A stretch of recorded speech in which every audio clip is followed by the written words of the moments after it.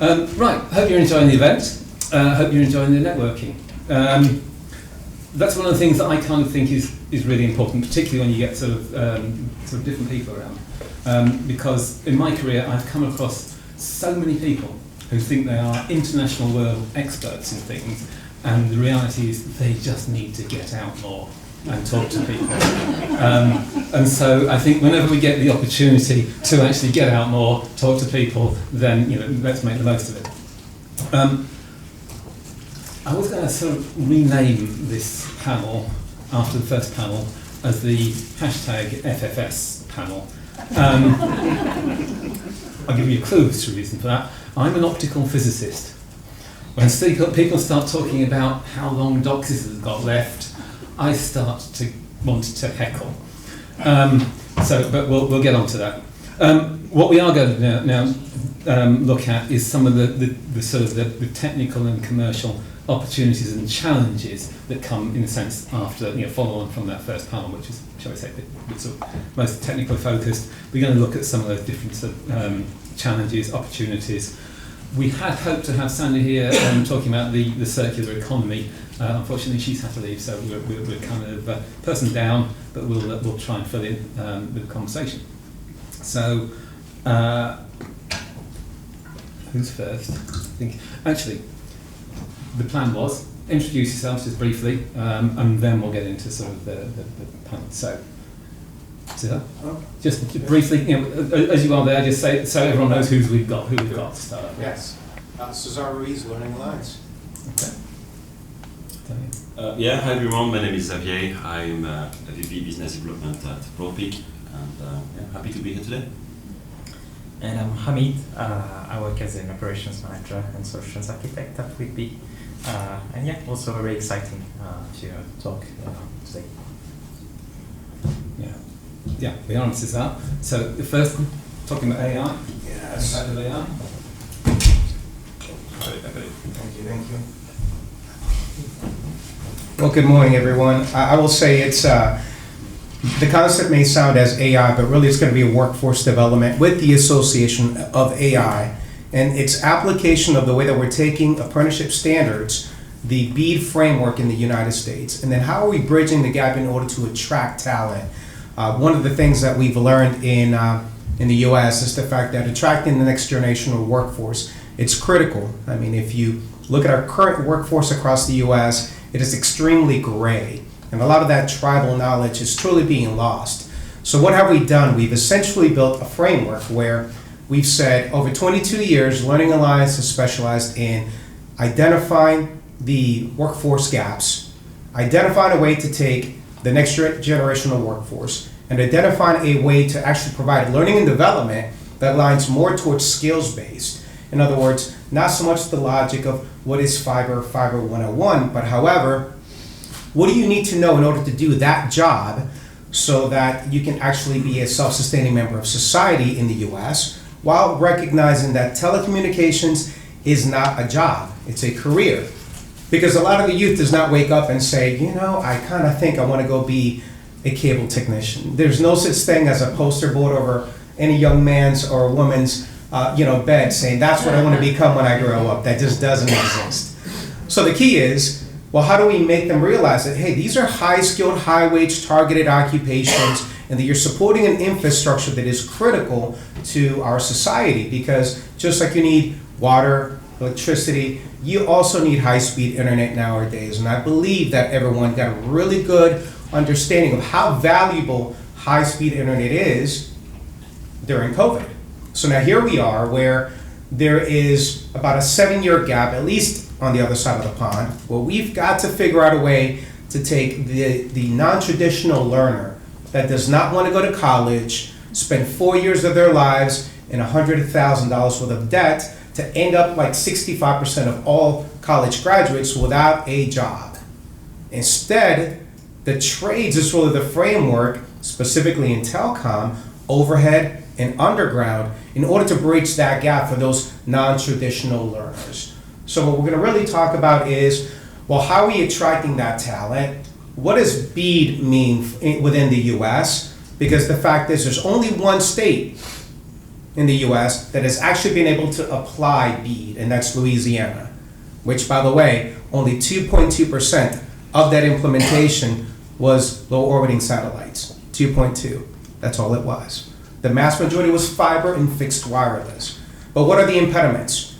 Well, in the US, we're realizing that if you touch copper and then you are a fiber tech, you look at copper as naughty, as you guys say, right? That's naughty. I am not going to splice that copper, right? It's almost as if the haves and have-nots, and that is a major impediment. Why? Because we need those technicians that have the experience to articulate in an apprenticeship infrastructure, what does it take to do the job, and how do we do it correctly?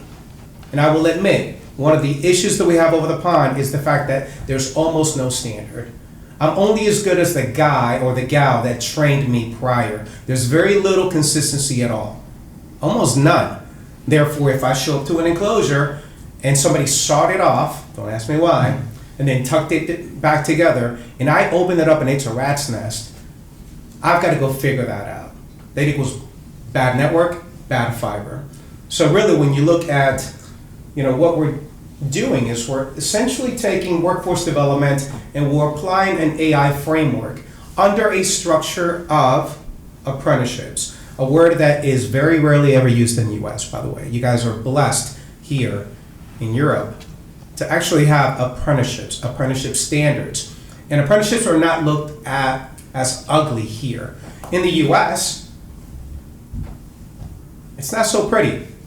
The blue-collar careers, everyone wants to be an influencer. Everybody wants to essentially not really work all that crazy hard. So what are we trying to do? We're trying to say that with AI, we found a way to make apprenticeship fun. What did we do? We gamified the structure. Why? Because the youth, if you can't gamify it and you can't make it short with little attention span required in order to execute an outcome, then you're going to fail.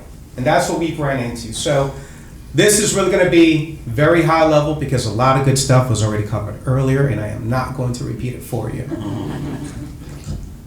So what are the key frameworks that we're seeing in the US? So consider that we have a broadband wireless overhead technician, a data center technician, an underground utility tech, and then a fiber utility tech. Now, what's really interesting here is all of these components equals about 14 different apprenticeship programs. Why does this exist? We essentially said unemployment is 4% in the US. I do not know what it is here. But 4% is essentially, if you're willing and able to work, you're doing it. Therefore, you're robbing Peter to pay Paul, because if you need more technicians, regardless of what vertical you represent, there's a shortage for a skilled workforce. So what are the things that we've applied in the US, specifically within Learning Alliance? We've graduated over 65,000 students.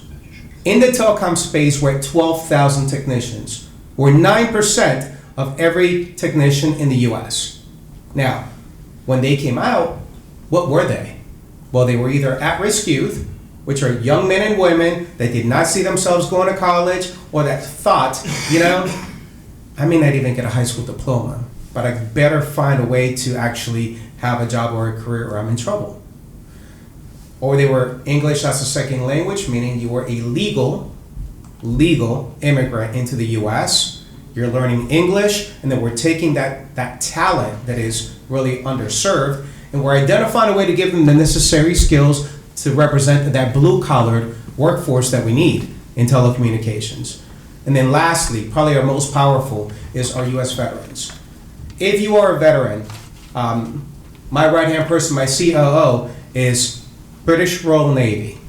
The best. The best. Now, the remainder are US veterans. So we're 80% of all of my leadership across the entire organization, 100 employees deep, are veterans. Now, what's key about that group of men and women is that when they transitioned out of the military, they had no idea where they were going to go. They were essentially trying to figure out what does civilian life look and feel like. So we created these boot camps. If you look at our campus, essentially we own our own dorms, our own food services division, and then we fly every veteran, regardless of where you're transitioning out of the military, into Tampa, Florida, where it's muggy, hot, miserable. But if you can embrace the suck in Tampa, Florida, you're going to do great everywhere else. So what did we do? We said, you came into the military through boot camp, you will exit through a boot camp. And it's going to be 12 hours a day, 6 days a week, for 4 weeks, 6 weeks, or 8 weeks. But when you transition, you will serve our industry. It's worked. So we've got an 86% retention rate. Once they enter the industry in their workforce after year one, it's 86%. Across the industry, it's about 45% at year one. Retention is atrocious in our industry.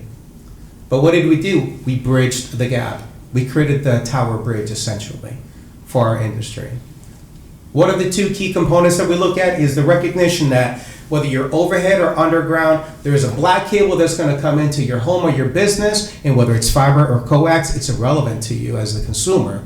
You just care about connectivity.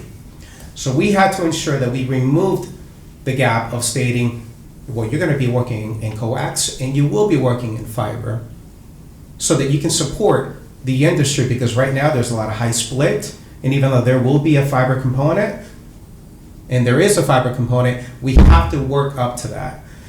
And then really the biggest poacher of our industry right now seems to be the data center space. The hyperscalers across the US are essentially taking a significant amount of our fiber graduates and converting them into data center technicians, because the construction that is associated is really what's pulling that workforce. A lot of telecom in the US is very, very transparent. You're either in construction or repair. But once the construction is done and the heavy lift and the heavy cost of that infrastructure is in place, then we have to identify, where do we place you?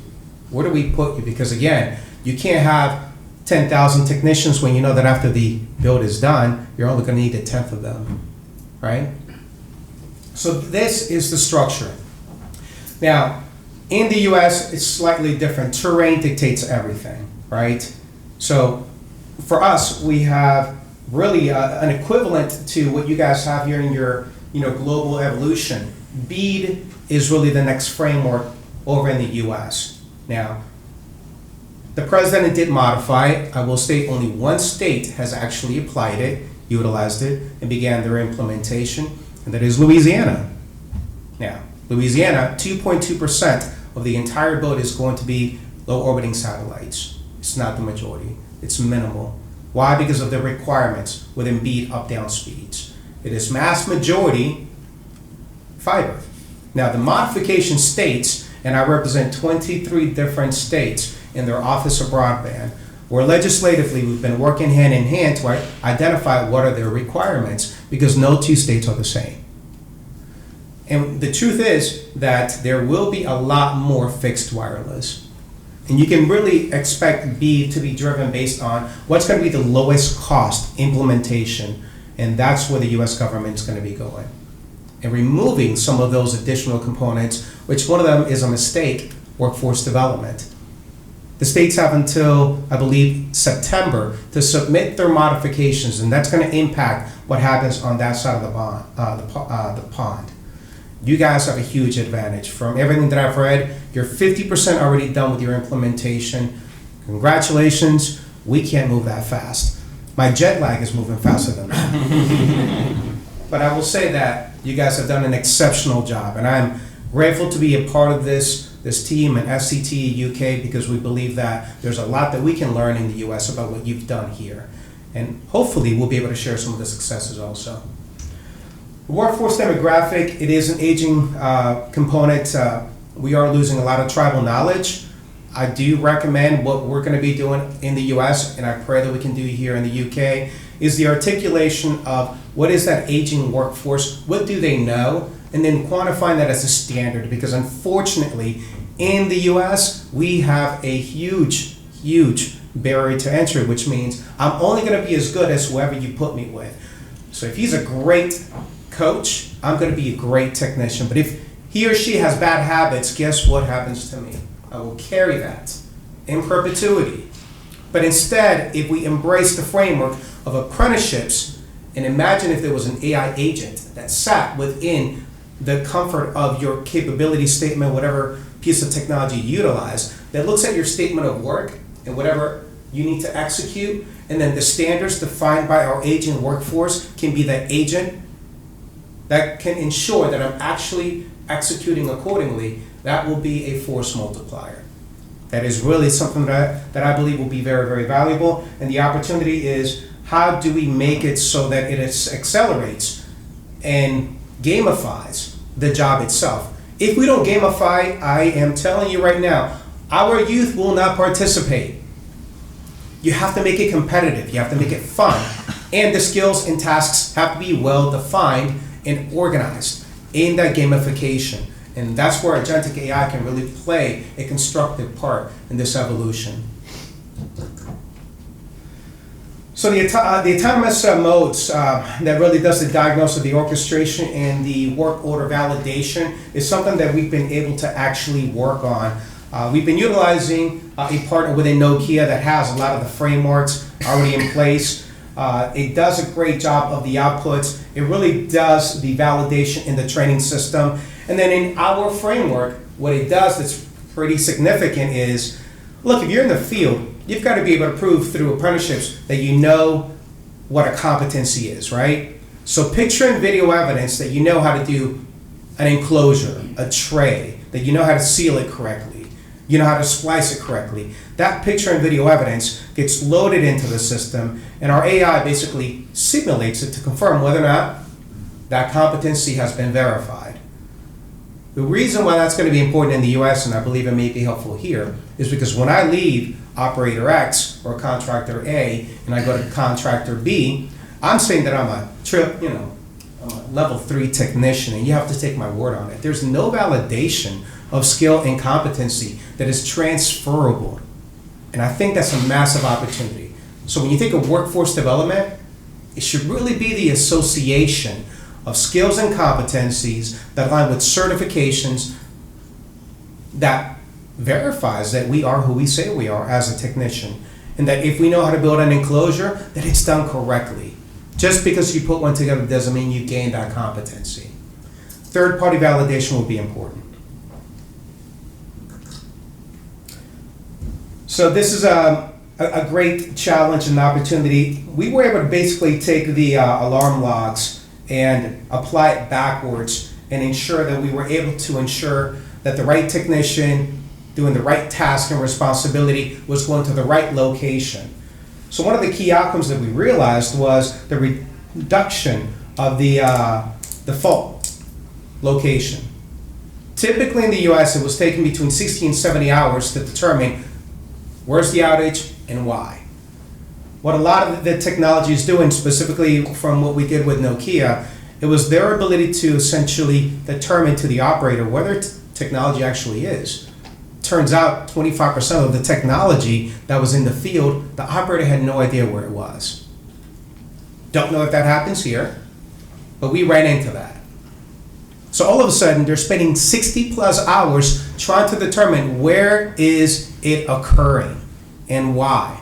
That is a lot of waste, rework, and inefficiency. So what we were able to do is by repeating and receiving the data, we were able to basically build an army that essentially was able to determine what is it orchestrating out in the field, what is the data framework, and how does that apply to making it so that instead of removing humans, we need to shift our minds that it is to support human interaction, not replace it. To be a level 5 autonomous AI framework will take years, and it will not be us in this room that gets there. It'll be the hyperscalers first. So AI is not essentially, in our mindset, to replace human beings. It's about to make the quality of life and the execution of tasks and responsibilities that much easier. And if we just take that logic into mind, we will make our technicians that much better, our dispatchers that much better.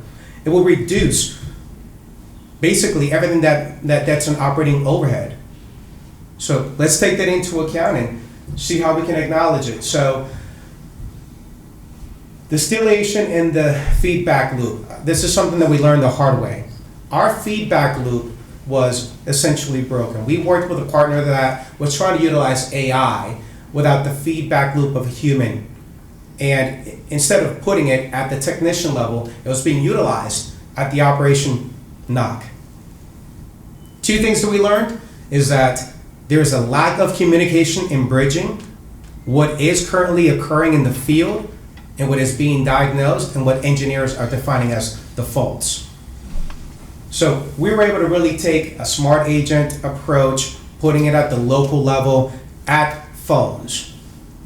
And everyone that had our phone app was able to actually load and quantify the task and responsibility.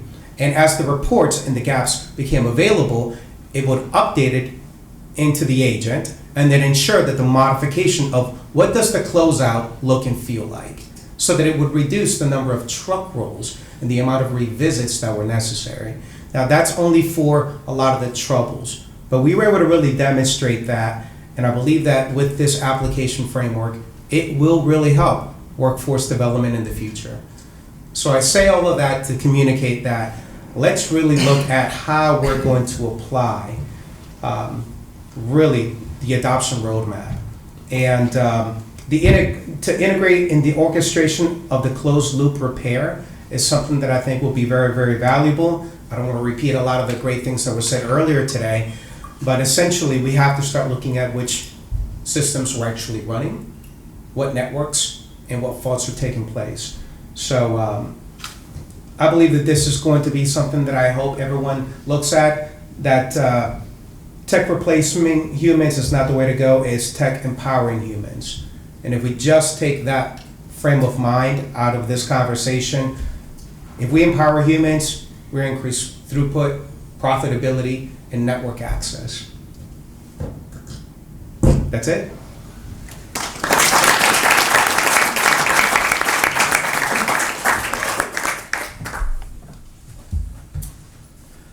Interesting. I think the integration of AI is almost kind of like the extension of you need to get out more. I think in terms of every judgment, we're going to increasingly see, I kind of wonder what an AI judgment would look like this, just before I go and make too much of a fool of myself first. So I think an AI-empowered workforce at all sorts of different levels is what we should all be looking forward to, not fearing. Yes. So on a slightly different track, I do watch Otter News on Facebook. Everyone's looking completely blank. Steve is an otter, and he knows that AI is not a threat because it is no competitor to natural stupidity. So anyway, I feel really guilty now that I'm now going to get Hamid to come on after discussing natural stupidity. Ignore that. I'm just wondering.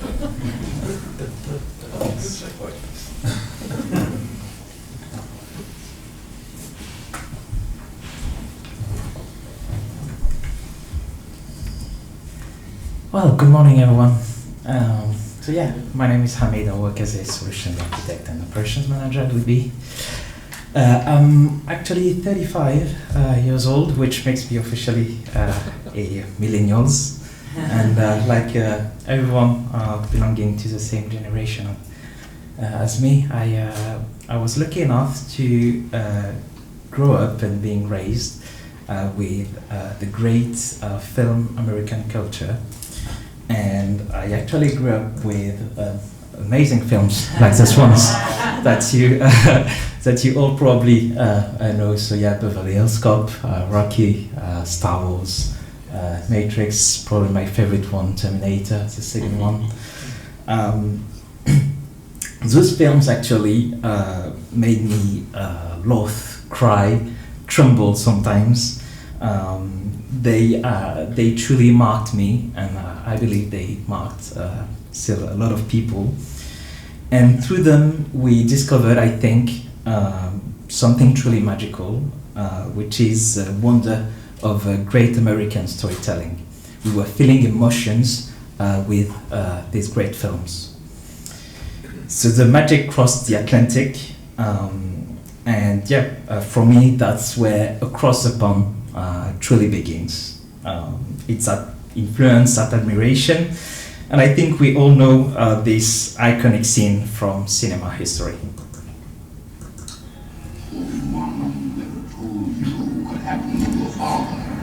He told me enough. people believe you. No. I am.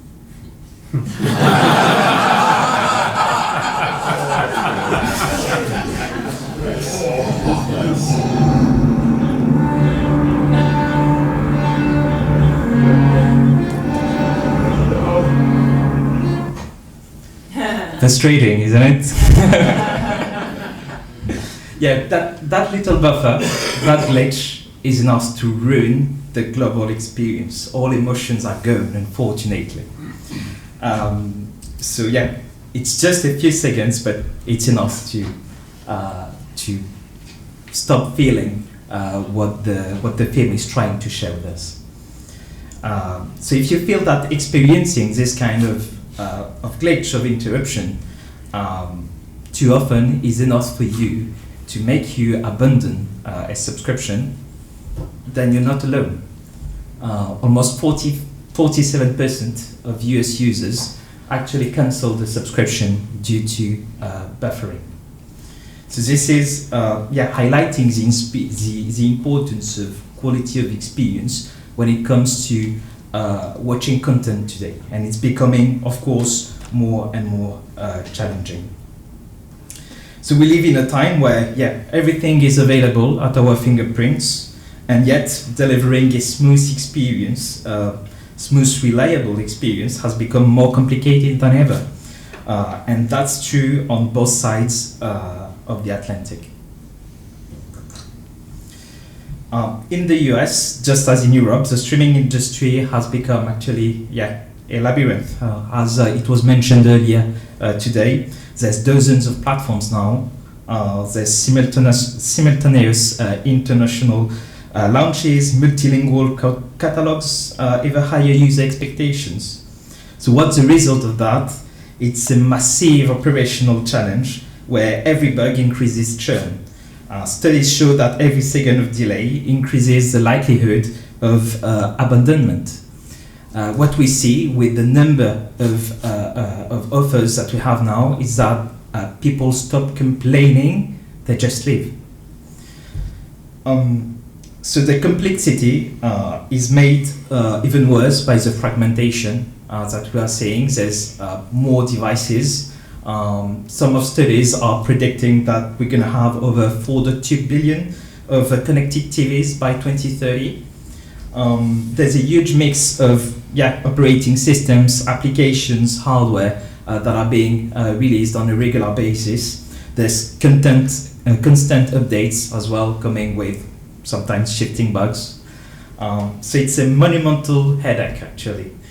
But there is a solution, a simple and almost obvious one that was already being used in history.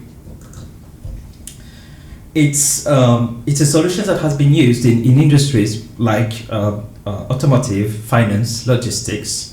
It actually comes from technology and robots.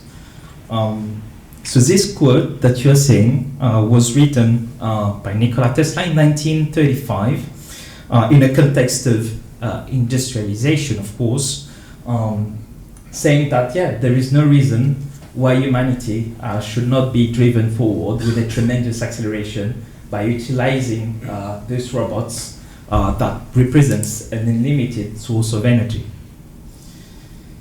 And to show you what these robots can really do, I'd like to share today about one of our major American clients that used these robots to launch one of his streaming service across the pond in 22 European countries. So this launch actually was performed from the United States towards Europe with all the complexity and differences that there is between the two territories.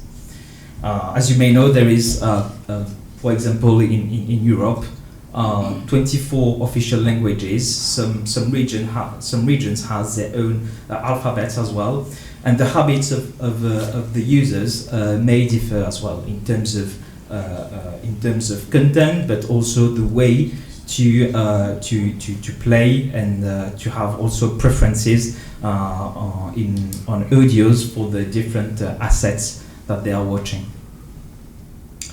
There was different expectations, legislations, user habits, and they could have used an army of human testers for this launch.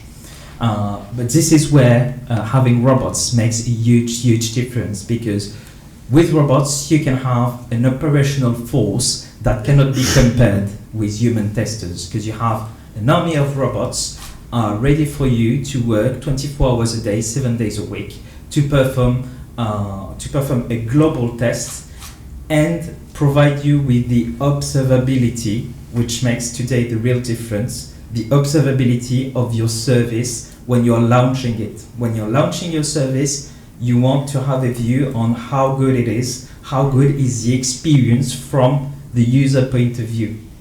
And this, when it comes to complex launches, where you have different territories, different languages, dozens of thousands of assets to monitor, robots can make actually a huge difference.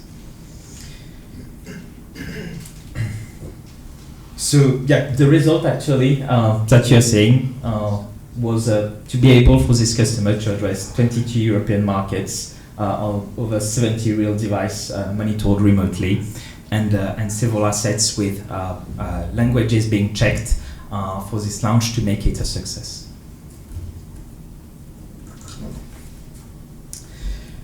So what's already coming, and what direction are we taking?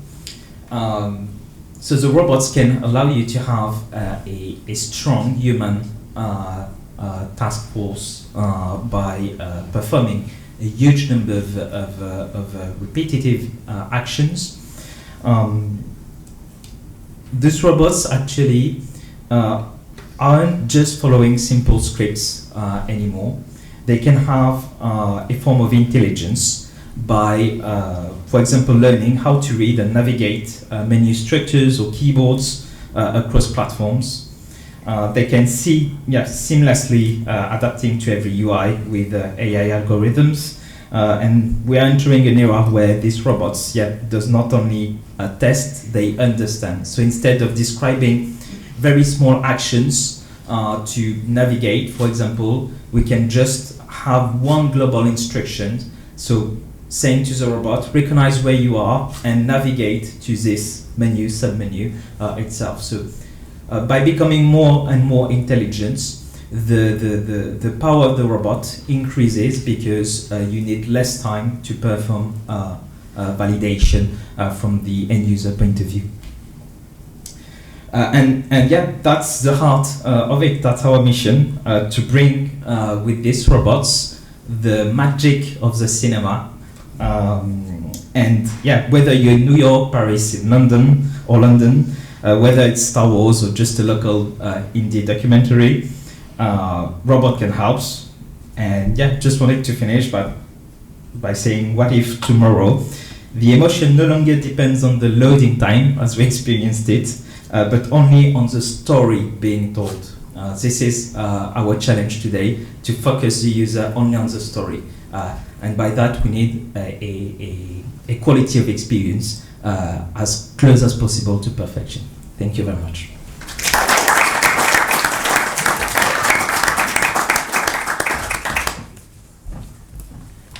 I don't know about anybody else, but I was distracted by the thought that I spliced my first fibre before Hamid was born. Oh well, which I suppose explains why he forgot to include the Blues Brothers, but you can't have everything.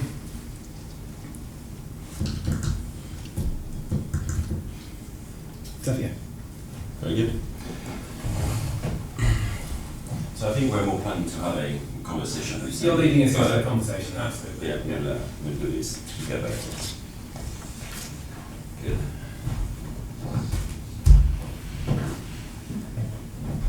So, where do we start? I think there's an interesting theme right now in the UK when we look at TV, how TV is still being consumed, and the conversation with the government around when digital TV may be switched off over the next 10 years, right? That's roughly what we're looking at, 8 to 10 years. And I think it brings us into some very interesting conversations, right? What does it mean if we switch off DTT? How are we going to carry all the video onto IP networks?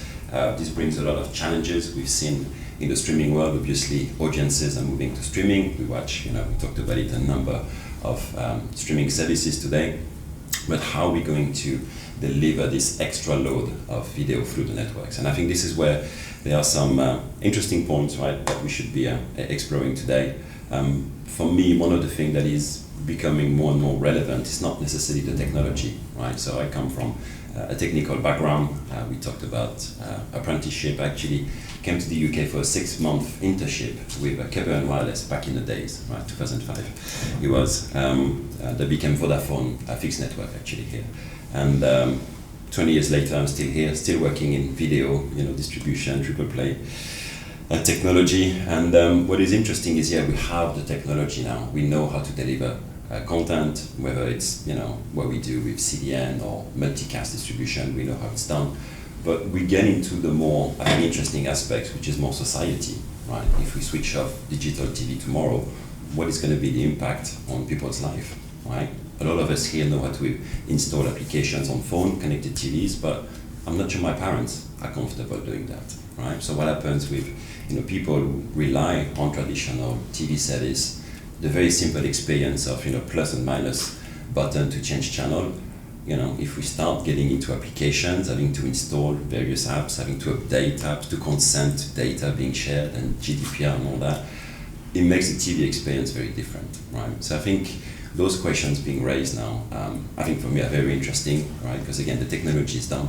It's more about how do we transition smoothly into this IP world, right? Because this is going to happen. I don't think it's a if, I think it's a when, whether it's 8, 10, 12 years, it will happen eventually. But how we're going to do it, I think, is interesting, right? We had similar changes in the past, obviously moving from analog TV to digital TV or introducing HD. Obviously, with those changes, we replace existing technology, but I think here it's a bigger shift, right? It's a bigger shift because we may actually have more impact on society. So there are interesting conversations. I think the UK is not alone in this process. We've seen places, I think, like Switzerland switching off their terrestrial TV already. We've seen, I think, also terrestrial TV losing momentum in some markets. If you look at what's happening in France, the leading provider, Canal+, decided to take the channels away from digital terrestrial and move everything to IP. Similar, I think, in Sweden with Boxer TV, again, the pay TV provider has taken their services out and it's IP only. And when you look at it, typically the spectrum is then being used for what I would describe as a lower tier of content, right? Channels that may not be as attractive to the viewers, right? So it's happening, it's around us, and I think the impact of that is going to be very interesting for this industry, for all of us around the table. Okay. I'll start with that, yeah. Any questions before we start going? No? Okay. Perhaps I want to discuss with the whole Sure. The move and the importance of streaming and video is something that I kind of I'm interested in the whole today. It's obviously that's kind of where it's going, and we've seen that definitely being something that's being led in the States, and it's coming to the UK. So it's kind of important that we understand that. Now, some years ago, I was approached by the CTO of a fairly significant altnet broadband company. And he asked me, do you know how to dimension a backhaul network? And I just said, yes. What I wanted to say was, don't you? Because that's something that, certainly from this morning, I was really quite concerned about. All this, the testing of the network to see if it can, sort of meet the demand. If you don't dimension a network properly, well, maybe you don't need to be so concerned about that. Views? I mean, Yeah, I think it used to be simple, right? You used to look at concurrency, knowing that you have, 5, 10% of your users online at the same time, and you would dimension backhaul with simple statistical sort of proof. I think this has changed now, you know, the fact that we do a lot of streaming and live streaming onto broadband networks that basically create those massive peaks of traffic that you may see every quarter, every year, every 2 years, you know, if it's, you know, the Euro Cup or the World Cup. But this is where your traditional, I think, network, you know, mapping, you know, the way we used to dimension network is very much changing. So we need to take this into account in the way we design networks going forward. Yeah, I mean that's because, you know, they were saying, you know, sort of no one changes network because of speed. Well, yeah, you do. The problem is that, from what I've seen, is that users judge the speed of the network at busy hour, because that's when they want to use it, and that's when everybody else wants to use it. So that's when it all starts to get a bit disappointing, shall we say. So at that point, you start to say, now, you know, what are we going to do about understanding where that cut-off point comes in the network? Yeah, so I think if you look at it, what drives network is concurrency, you're right, and that's when everybody wants to use the network at the same time. So it used to be obviously the busy hours of the day with offices. We've then seen, I think, waves of traffic through the evening, right? So your typical VOD consumption, when you have a nice sort of bell curve centered, I think, around 9, 10 o'clock, with people on both sides, right? So you see people coming in after dinner and then coming out before 10, midnight. One thing that is changing, because we have more and more consumption of live TV, live streaming basically onto broadband, is we have those, demand patterns that are a lot more spiky, right? So it's nothing before the football game. The football starts and you may have, 2 million users watching it at the same time, right? And I think this is where it becomes more of a challenge. And this is where, your example with quality comes in. If everybody wants to watch the football at the same time and there's not enough capacity, you run into rebuffering, you run into dissatisfaction, and you run into possibly churn, right? So that's it's kind of a different problem from a problem that we've had for a long, long time. Sadly, I can remember the 70s. And you have the broadcast television, and the broadcast television are these big events, and the problem they had then was quite different. It was, there's going to be an advertising break, and everyone's going to put the kettle on. And the electricity system can't cope. So the problem, it's the same problem, it's moved around in the system a little bit more. Now, I am trying to bring all this together because one of the things that this panel has kind of taught me is that there are lots and lots of detailed problems all over it, and they are all connected. So, Hamid said that 47% leave because of buffering. This is this kind of like busy hour issue. The problem that we've got is that, as I say, if the speed that you've got on your broadband is sufficient to meet your needs, then actually you don't care about it, so you don't do anything. But there is a growth now. Who showed the growth of the bandwidth in the first part? Still here? Gone? No. Yeah. Oh yeah. Yeah. Now, what I've been seeing, and we've seen in Europe, is it's an exponential growth. And that's been going from some time Ofcom to be collecting the data, and that's going up and up and up, which is why it's starting to sort of really sort of rocketing. What that means is that in a few years, just a couple of years from now, everyone's going to start to see that exponential growth of their neighbours using their broadband means that the broadband's not going to be fast enough anymore. It's all going to feel like it's just, it's degraded, whereas in fact it's just being used more. It takes quite a long time to install a broadband network. So if you get to that point, you're too late. Right? We need to get this network installed. Now, sorry, I'm rambling because I'm kind of trying to bring a load of things together. About 5 years ago, when I was starting to sort of develop Project Gigabit and how we were going to deliver this last few % in the UK, then we were looking at the sort of the timing of that and how important it was. And one of the things that we were really concerned about was the lack of skills. We weren't going to have the skilled workforce to be able to deliver this. Turned out we were all right because the bank had said it's all right, there's no money anyway. So the commercial build just dried up completely, and pretty much the only build left that's going on is being supported by Project Gigabit and those big government contracts. That's going to happen in the US. So you're going to be busy. We're praying for that. Can I ask a question? Yeah. go ahead. Specifically, when you guys implemented your rule framework, I mean, did you see any stresses on the network that were missed? In other words, when I'm concerned that as we implement into the rural portions of our different states and across the country in the U.S., we don't know what we don't know. You guys are much further ahead than we are in the U.S.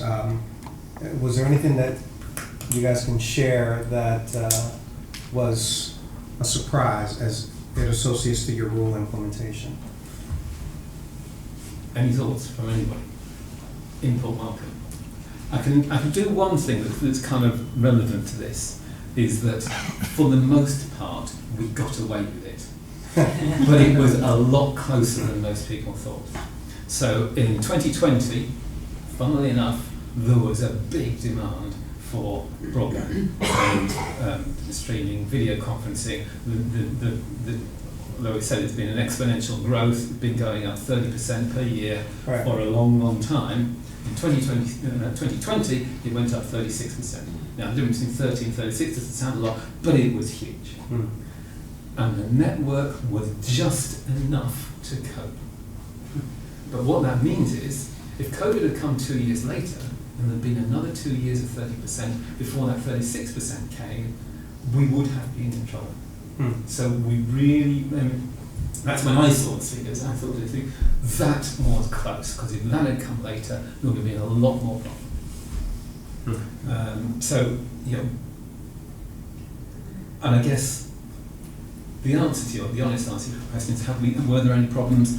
There were bound to be. It's a bit like saying, has there been, you know, £1 billion digital bank heist? Yeah, probably, but they ain't going to tell us. There is one area where the UK has got it a little, it's getting a little gray, because they might have had different regulations about the amount of competitors, fiber competitors that could go into one area, because a lot of the investors are now, you know, not having trouble recouping their investments, because there's been too much overinvestment and maybe not enough. I mean, the first go around with cable, there was, correct me if I use the wrong word, you know, there's a licensing system for different areas of The franchise. The franchising system, yeah, that's the word I was looking for. With the last 5-7 years of growth of the altnets, it's actually been a different regulatory environment, and it's led. It's been barely a regulatory environment. It's now led to a case where there, you know, is maybe 150 or so altnets. Maybe there's 10 big ones. There's a lot of everything in between. There's also a lot of investors not getting their money back. There's quite a few investors that have done okay as well, but maybe you're asking what could have gone better. That. So no issues on permitting? Tons, but that's a whole different problem. Okay. Are you saying what could have gone better? You mean the sort of in the UK that could have been done? The regulatory environment. Hi. I think it depends on when you consider the job is done as well. I don't think the job is done in the UK. I alluded to it earlier, but having built a network is not a job done. Right? Having happy paying subscribers that don't churn is job done. And I think we're still on a learning journey ourselves here. Copy. But we can share those learnings for sure. Thank you. I think, yeah, we're going to get back to that regulatory issue. Yeah, this is a different subject. I'm afraid this is a question for Cesar. Oh. I think if I understood correctly, you said you can train a technician in 12 weeks of a boot camp, something like that. 12 weeks. Yeah, so I'm 96 competencies right. confirmed and defined with a minimum of 5 conversions per competency. I was just wondering how well the quality of that technician compares with someone who's learned in a sort of more traditional way. Sure. And how important is the AI continuing education? Sure. Your name? Your name? Oh, Bill Patchy. Bill. So Bill, I'll give you an example. In the U.S., we have a fiber provider by the name of Frontier that was just acquired by Verizon. So they're really, really close partners of ours. So imagine that in their field network environment, it would take 6 months and 7 days in order to bring in a technician and to make them to profitability. So we've converted that to 32 days. Because when you take an individual that graduated from our program, they understand what the tools are, how they work, what a splicer looks like, what an OTR is, what a bend radius is. They know what a hook ladder is. They know how to lift it without breaking their back. They know how to do all those components and how to associate what they actually have to execute in the field. So one of our best components is the ROI statement that if we can take a technician from 6 months and 7 days to just slightly over 3 months, the ROI is 33 days. That's a significant ROI. The other key component is the fact that we have an issue in the US where, because there's no structured format, what they do in the US is you drive a vehicle, you drive that van, I'm going to jump in the van with you and I'm going to shadow you for a week and pray to God that he's actually good. Pray, right? So essentially there is no standard or consistency. And that's been something that's really been plaguing the US. I'm praying that through the apprenticeship structure that you guys have here in Europe, that we're hopeful to engage for in the US, that we can standardize that so that we can say we're all 3 technicians, we all have 3 years, this is the SOP that we all follow, but I'm going to absorb the tribal knowledge of exactly how you do it, because you may have little nuance, and then standardize that as a framework. Because on the AI framework, all I'm really trying to do is standardize, not have Russian roulette, as I like to say. So yes, 33 days has been a great example of it. The boot camp is probably the most important because we're breaking people of their bad habits. In 21 days, I can take any bad habit you have and restructure it, specifically if you're a former veteran. And I say class begins at 0700, be at Chow Hall. Well, at 0700, that veteran is there. Now, a civilian struggles a little bit more because they're still trying to get out of bed, right? So that's where there's an opportunity for that, next generational workforce to really be identified. Again, unemployment being so low, we have to get very creative in attracting talent. And boy, you better entice them. If you can't demonstrate why someone should stay in your career or your industry, they're going to leave. Out of our first 500 graduates, here's where we failed. We dropped to about a 40% retention rate. Do you want to know why? Because they left mainly because they had no idea what they needed to do in order to get their next increase. They had no idea what skills, competencies, or certifications were required for the next level in their learning and development path, and they had no idea how much more they were going to make. The average person left like working for BT in the 80s. People left for 77 cents on the dollar. Yeah. They were leaving for 77 cents. That's atrocious. Anyways, I hope that helps. Sir? Any more questions? Yeah.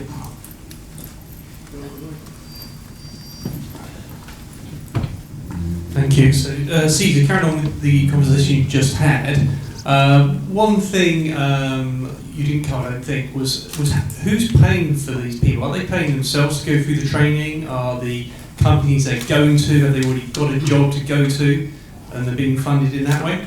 Sure. Your name? Alistair. Alistair. So Alistair, in the U.S., what we've been very blessed is the fact that we're an academic institution that is also recognized by the VA, the Veterans Affairs. So when you leave the military, you get something called a GI Bill. And that GI Bill, which is Chapter 3133, essentially allows you to go out into a civilian world and essentially, get the education that you need. So we are VA recognized, but we're also a DOL organization. Through the Department of Labor, we receive multiple grants, averaging around $3 million a year. That allows me to work with an employer in order to then take that graduate that used their GI Bill, right, in order to get into the industry. They're paying on their own. And then they're going into the field. What we've utilized the DOL funds in order to say, you, Mr. Employer, you don't know how to spell apprenticeships in the US. So we're going to remove that by basically stating, we're going to provide you with a success coach, we're going to provide the curriculum, we're going to provide the support mechanism, the software, and the agent. So that essentially, we're going to demonstrate how do we reduce rework, waste, and increase throughput. And if we achieve those three things, you're going to pay for the rest of your employees to be apprentices, right? And essentially, that's been our framework. It's been very, very strong. We're very blessed to have it. We're just going through accreditation so that essentially 2 years post this month, we will qualify for something called Title IV, which is what a university, we're considered a university mainly because we have a 2-year degree. And the rest of them are diplomas. That's how we leverage DOE and DOL. I have a 22-year background in grant management in the US. So I've been able to write over 390 grants in my career, which has blessed us with the capital in order to remove that capital requirement as a barrier to entry. So the US employers, essentially, we're just trying to get them to understand that they need apprenticeships. It's a lot harder than you would think, believe it or not, even with free money. That's a factual statement. It's just, we have the funds, we just can't get people to get out of their own way. Corporate America in the US is just, I can't have someone out of work. If they're not producing, they're costing us money. I'm sure you guys deal with the same thing here. So the learning has to be very nano-based, it has to be short-term, it has to be very aggressive, and please do not have that technician up for more than a day, max. So those are the impediments and the challenges we're running into. But to get to your initial question, we're funded federally, whether it's through their GI Bill or the Department of Education or the Department of Labor. Yes, sir?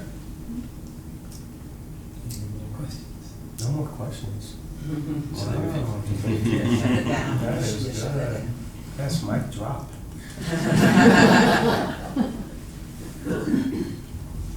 So, one of the things, I don't know where this one's going to go, by the way. So, one of the things that concerns me is how driven the whole of this sector, and certainly in the UK, is by the international funding organisations. They said, you must get premises passed, so everyone went out and get premises passed. You must not have more than this cost per premise passed, so everyone went to Braintree. And we've got 5 altnet networks in Braintree, which is just a tiny place. How do we get away with this? How do we break this just chasing the funder's recommendation? Is this something you've actually managed to do in the States? Oh dear. Gentlemen, that's right up your alley. I would say that, well, there's different ways to answer this, but one way to handle it could probably come from benchmarking, I believe, where you can basically compare your service within different criteria. Could be as simple as having comparing different services, but also comparing different networks and which one works the best for your service.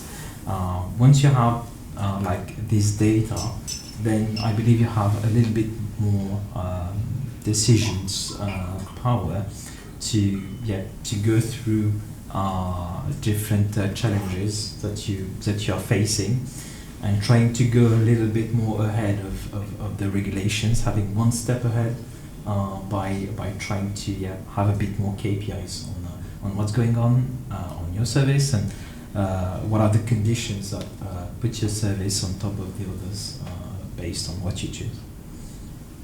Okay, let's get a little bit easier. Only a little bit, I suspect.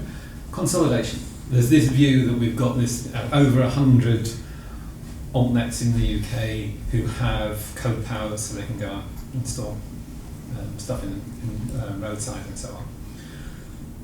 And again, our funders are saying, wouldn't it be good if there were maybe fewer than 10 or something like that, made up number. But what makes consolidation work? Have you got any sort of views in terms of what makes that sort of consolidation, both technically, operationally, culturally? How do you define whether it's going to work when two companies join together? It's a broad question, isn't it? What does It make, is. how do you make acquisitions and how do you make fusions work? Because it's going to happen, right? We've seen it happening with the cable industry in the UK. We don't want large provider today and some smaller ones, but one leading one, but all the franchises are pretty much been consolidated into Virgin. Similar with broadband, we used to have a lot of LLU providers 10, 15 years ago. It's down to a handful of large sort of broadband providers. I think the altnet is going to follow a similar path. So I think for me it's going to happen. How you make it work is an interesting one, right? Because there's definitely a mix of culture, a mix of ambitions, aligning values, aligning messages. But it's broader than just the broadband, I think, question.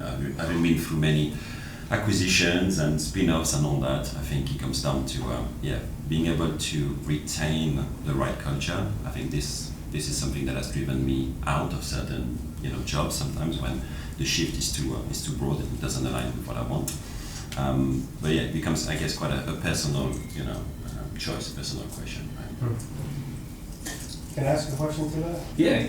So is the way that, even through acquisitions, regardless of the operator isn't all the work being done by contractors? Isn't it a contractor to a subcontractor of a subcontractor that's actually doing the implementation of the infrastructure? Is that not true? Largely it is. So then, what does consolidation really mean? Because essentially we're just saying we're streaming something, we're providing a service, but essentially the workforce is based on contractors, whether it's engineering and or the technician, and at the end of the day, it's just a philosophy. As long as it's essentially removing the redundancy of overbuilds, which is what we're starting to see with ISPs over in our part of the world, what value do you get out of the consolidation? That's a good question, isn't it? Yeah. I'm curious. I'm from the other side of the pond, guys, don't shoot me. We have a history of that. But then again, please don't bomb us.